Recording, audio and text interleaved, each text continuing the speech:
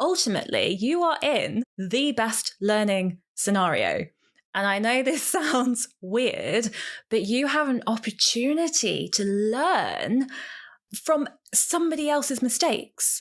Hello and welcome to Not Your Forever Job. I am Hayley LOREN, an engineer and career coach in science, tech and engineering. And today I am doing a bonus episode because, to be honest, it's been quite a long time since I've done an episode. And if you already follow me, and you are a listener of this podcast, then you know that I got married a few weeks ago, which is very exciting. And I went to Wales and I've just had some kind of time with my family to relax and rest and walk through fields and go trekking and everything that kind of just lights me up. And it has been amazing. And I'm kind of in the process of writing season 2. But I want to show up for you. I want to show up as I am right now and still help where I can in between the official season 2 launch, which is why I am here with a bonus episode for you. So today I thought that we would chat about the dreaded thing of bosses. Yeah. I've definitely had some bad bosses at times, and I'm sure that you have as well. And if you're kind of in a situation right now where you've got a particularly bad boss, or maybe even just somebody at work who kind of is a bit of a douche and is making your life kind of a bit of hell, then I really feel for you. I really get it, because it can be really, really tricky. So today I want to go over 3 simple rules to survive a difficult boss or a difficult person at work. And as I said before, I have had to handle some difficult bosses in my life. So I'm speaking from experience and also from chatting to lots of different people about how they deal with all of these different situations. Before I dive in though, I just want to flag that if you are not already signed up to my Career Boost, which is a weekly email that goes out and I give tips and help and inspiration to help you in your career. I mean, we all need a bit of a boost sometimes, don't we? I know that I do. So if you want to sign up for that, if that sounds interesting, then just head on over to my website, which is www.hayleyloren.com/coaching. Okay, so let's dive into these 3 simple rules. Okay, so the first one, and you've probably heard people say this to you before, you might have even said it before, but the first rule is don't take it personally. Now, it's easier said than done, I know, but we have to remember that most of the time why people are mean and nasty or just not very good at maybe being a manager or not being good at being a boss or being considerate of others is because they might have something going on in their own lives. Maybe they're under a lot of pressure. Maybe they're just trying to get everything done and they're not very good at dealing with all of the other kind of like emotional, personal stuff around it. There can be so many different reasons, but ultimately it is a manager's responsibility, if they are in a management position, to manage their team. And in order to be a good leader, it's not about just telling people what to do. It's also about creating an environment and a culture where you can feel empowered and strong and like you actually want to work for them. So if there's somebody that you feel like, oh, this is horrible, I hate this, I hate having meetings with them, it's just really difficult, then I'm just going to be honest and say that they are not a leader. They're not a good boss. They are basically somebody who is clearly there just to get their stuff done. They might firefight all the time. They might be having to deal with other stuff and they just either can't be asked or they haven't had the right training, or maybe they've just been like promoted out of the blue and it's something that they don't really have experience with. So it's really difficult, I know, to remember all of this when you're the one that is on the receiving end of their rubbish, because ultimately you're not going to be sitting thinking in a meeting when you feel like really small because they've made you feel awful. You're not going to suddenly think, oh, yeah, I can't take this personally. No, of course you're going to feel it.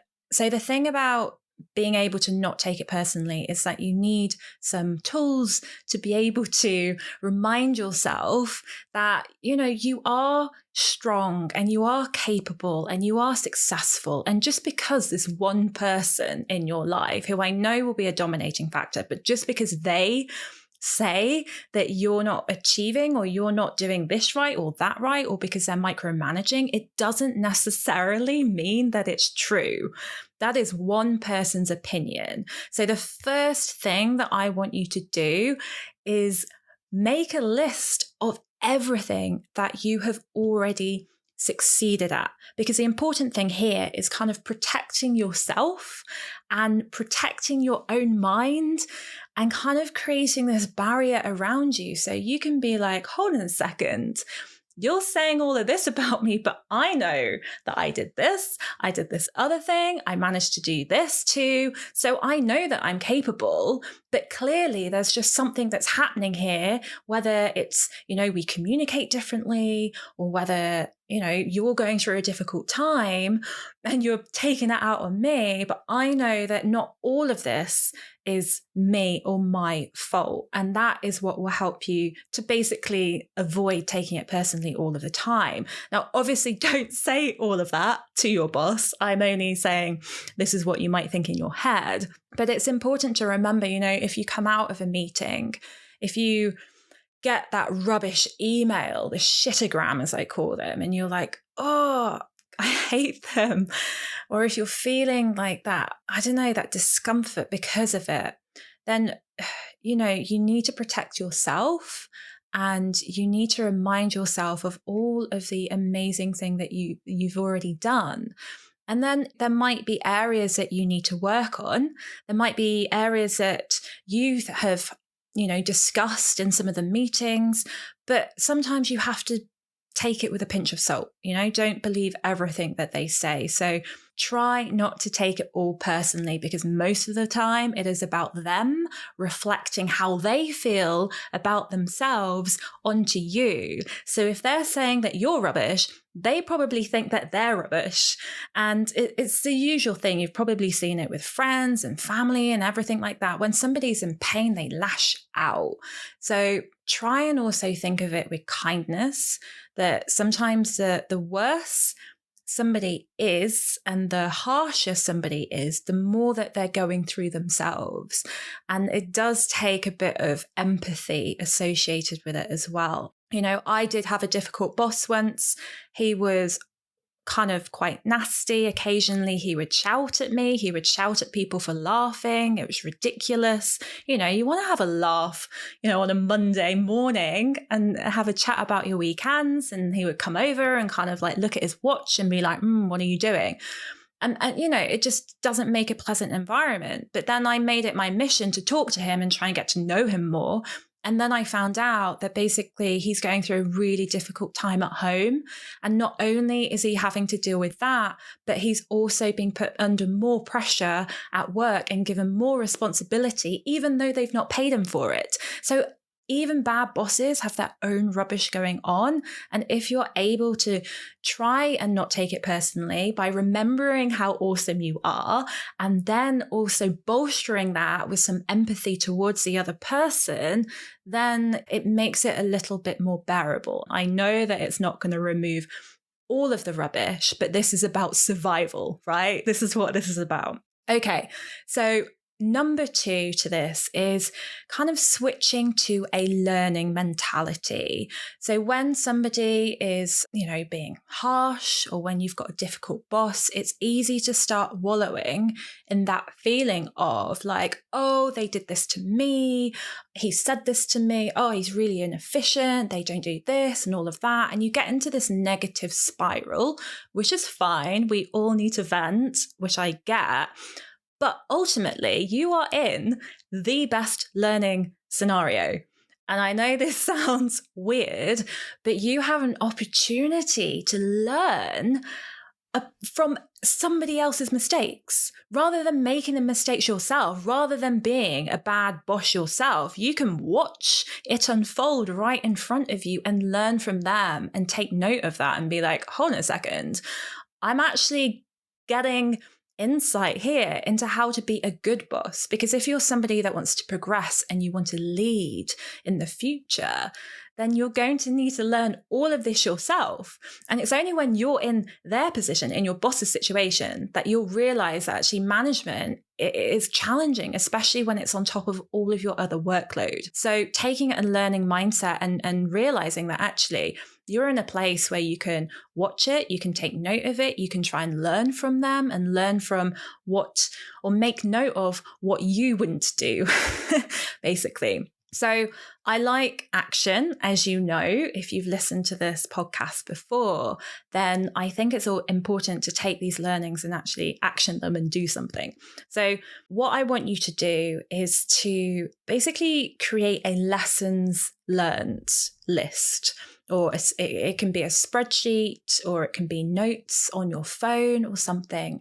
And you can create a lessons learned. For example, if you've come out of a really boring meeting where your manager is basically just talking the whole way and he's not listening to anybody, and he's not listening to, I keep saying he, by the way, I'm really conscious of this because females, obviously anybody can be a bad boss. So I'll switch up he and she. Maybe she hasn't been listening and she's not wanting to take on other people's opinions. That's a prime opportunity to think about that and think, okay, well, what would you do differently? How could you approach that meeting differently? Maybe you would go in and say, okay, right, I want to start these meetings with giving each and every person 5 minutes to talk about something that they think is important, or to put an idea forward. You know, you can really come up with some ideas around it, and noting these down and creating a lessons learned list means that you have got something tangible out of the pain that you're in, so it's not wasted. So rather than being in this negative spiral of feeling sorry for yourself and stagnating or not wanting to move forward, turn it into a way to learn and move forward. And this is what careers are about. This is what progression is all about. And as I said, I know it's easier said than done, but I promise you, you will, if you sit down and you brainstorm everything that you have learned from your bad boss, you will come up with a lot and you will be amazed at how much you've actually learned from them and their mistakes. So make sure you action that one. Okay, so the third one is, again, something that might be a bit challenging for you if you're feeling like you're in a hard and a difficult place. But this is speak their language. Rule 3, speak their language. What do I mean by that? I mean that we've already established that they're not a good manager, right? They're not that bothered about learning how to be a good manager. So sorry to be blunt here, but you kind of need to get over that. You need to get over the fact that they're rubbish and accept it. They are not a good manager. They're not going to change. No matter what you do, they are not going to change because you don't have that sort of power over somebody. So the only thing that you can do is accept it and then think, okay, well, if they're not going to change, then what can I do to improve this situation? And most of the time, these bad managers get caught up in their own form of communication, in their own methods, in their own processes. And the difficulty for them is that they just can't see beyond this box that they're in. It's not necessarily because they don't want to. It's not necessarily because, you know, they don't care about you. Maybe they do. It's just because they don't have the time or the resources or the scope or the capability to be able to see anything beyond what they know and how they already communicate. So if you are able to observe them and listen to them and gauge and learn how they communicate, then you can change your own language. And I know you might be thinking, oh, Hayley, but they have been so mean to me. Why am I going to just suddenly change what I do to benefit them? Well, here's the difficult thing. They're the boss. If you want to progress and if you want to get what you need out of your job, you have to learn to adapt in these situations. And I know that that is difficult and it can be heart-wrenching and painful. But if you can learn to adapt to different people and different people's ways of communicating, then this is going to help you to become a good manager, because then you are doing what your boss should be doing. You are then effectively managing your own boss. And this is the magic thing here, that if you are able to learn the skill, if you can kind of pick up their language, the way that they like to communicate and adapt to that, that is one of the key lessons in leadership. So you are on your way, my friend, to becoming a powerful, thriving, awesome person. And all you need to do is take your learnings and either change department or change job in the future, and you will realize how much you have learned and how many tools that you have. It's just about dealing with the pain that you're in now and flipping it and switching your mindset around it to see how you can benefit from it. And this is such a powerful thing to do. And I just want to go over a couple of ways that you can actually learn their language, okay, or maybe some different examples. So some managers, they are so unemotional. They don't want to know that your dog died at the weekend. They don't care that you're struggling. They don't care about any of that stuff. But what do they care about? Can you pick up? Can you understand what they care about? Maybe they only care about facts or numbers or percentages. And if that's the case, you can think, okay, so I need them to review this piece of work, and they have not done that yet, and they won't do that. And if I tell them about my dog dying and how I need them to review this work for me on time, they're not going to do that. But what will they listen to? They might listen to the fact that if they don't review this piece of work, then it's going to delay a certain project by 10 days. You know, they want to see the impact or the potential consequence that them not doing this particular activity would result in. And for them, that would then be a flag, because if they're under pressure from their bosses, they're not going to want to create any more delays. So it's about learning the difference between, okay, they might not be emotional. Maybe they care more about the facts. So I need to go to them with facts. Maybe the other bosses, I've met quite a few of these type, that they don't want to hear about problems. And a lot of bosses do not want to hear about problems at all. So if you come to them with an issue, they don't want to know, they don't want to listen. But if you come to them with a problem and a solution, then they're more willing to listen. But they're still going to be like, that sounds like it's going to take a lot of time. You need to go further than just the solution. You can go to them not just with the problem or the solution, but the specific actions that need to be taken and what you are personally going to do to prevent them from having to do any additional work. Because if something doesn't require them to input more time, if it actually saves them more time, then they're going to be more willing to listen to your idea. So it's flipping things around and thinking about it from their perspective. How can you save them time? How can you benefit them? How can you help them look better in front of their bosses? And this, it might feel a little bit like manipulation almost. And in a way it is, but ultimately it's about adapting to people, learning about how they work, and understanding that not everybody in your workplace or around you has the same level of kind of empathy or understanding that you do.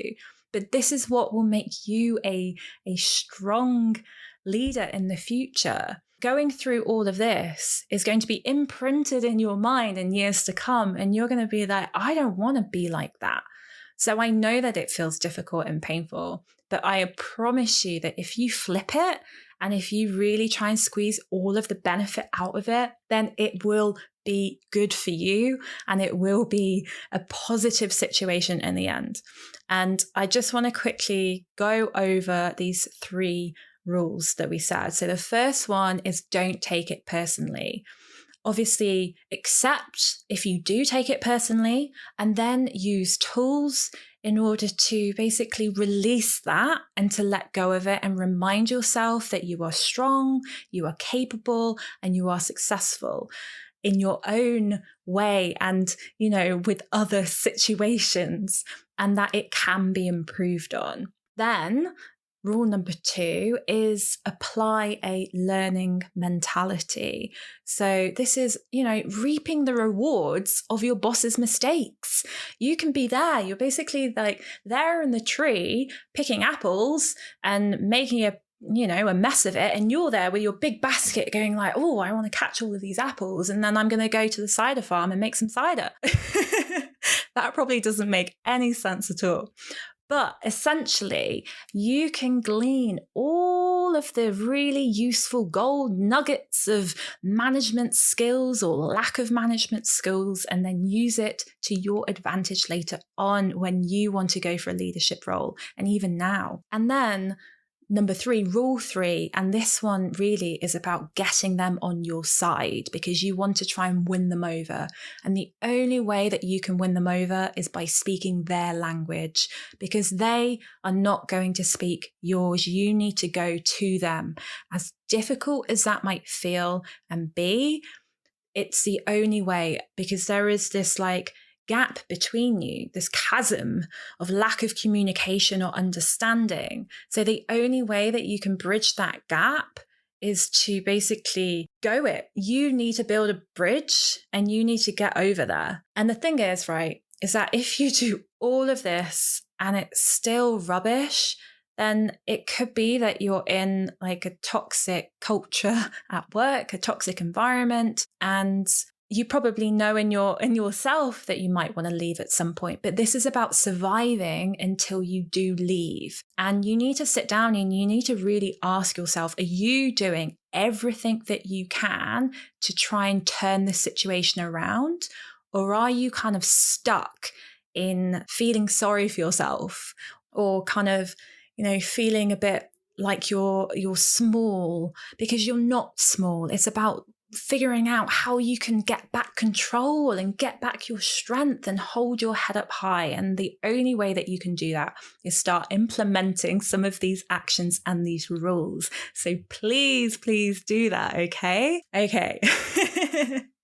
So if you are in a difficult place at work, then you can head over to my website, because I have got a free career clarity guide for you. It's just a downloadable PDF, and it will take you through where you're at now and give you some next steps of how you can kind of improve your situation or where you should be going. And it helps you to gain some insight into what might be missing or what you're not happy with, and to figure out what it is that you might actually want. Because sometimes when you're in it, it gets really confusing and muddled, and sometimes you just need that clarity. Okay, so just head over to www.hayleyloren.com/coaching for that. Thank you so much for joining me for this bonus episode. I am so excited for season 3 coming up. I think I might have said season 2 earlier, but we are going on to season 3, which is insane. I'm so excited. I'll speak to you soon. Bye.